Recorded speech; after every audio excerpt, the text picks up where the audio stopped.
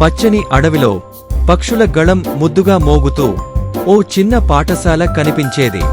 అరటి ఆకులతో కడ్డలతో నిర్మించిన ఆ పాఠశాల పేరు ప్రొఫెసర్ పికిల్ జంతువుల పాఠశాల. బయటికి వచ్చారు ప్రొఫెసర్ పికిల్. చిట్టి అద్దాలు వేసుకున్న పాత తాబేలు, తలపై గ్రాడ్యుయేషన్ టోపీ, చేతిలో అడవి చెట్టు కర్ర. నెమ్మదిగా నడుస్తూ ఆయన తెలివి మాత్రం చిరుతకు మించినది. బంటి అనే కోతి చెట్టుపై ఊగుతూ వచ్చాడు. లోలా అనే ఎర్రపక్షి ఓ కథా పుస్తకం చదువుతోంది. రిక్కీ అనే తెల్ల రాబిట్ స్నేహితుడు తన వేగాన్ని గొప్పగా చెప్పుకుంటున్నాడు. టోబీ అనే ఎలిఫెంట్ అప్పటికే నిద్రలోకి జారిపోయాడు. ఇవాళ మీకు పాఠం కంటే గొప్పది నేర్పుతాను అని అన్నారు ప్రొఫెసర్ పికిల్. బృందంగా పని చేయడం.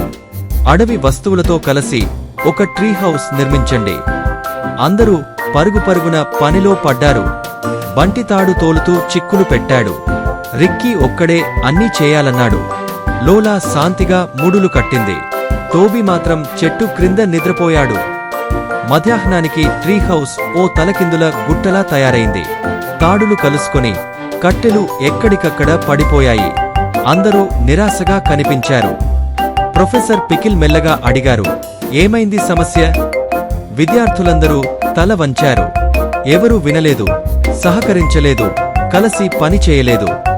ఈసారి బంటి తాడు ఇచ్చాడు లోలాకి. రిక్కీ టోబీకి సహాయం చేశాడు. లోలా ఎగరి ఆకులు కట్టింది. అందరూ నవ్వుతూ కలిసి పని చేశారు. సాయంకాలానికి అందమైన ట్రీ హౌస్ సిద్ధమైంది. గట్టి, చక్కగా. ప్రొఫెసర్ పికిల్ సంతోషంగా ప్రతి విద్యార్థికి ఒక బంగారు ఆకుతో కూడిన పతకం ఇచ్చారు.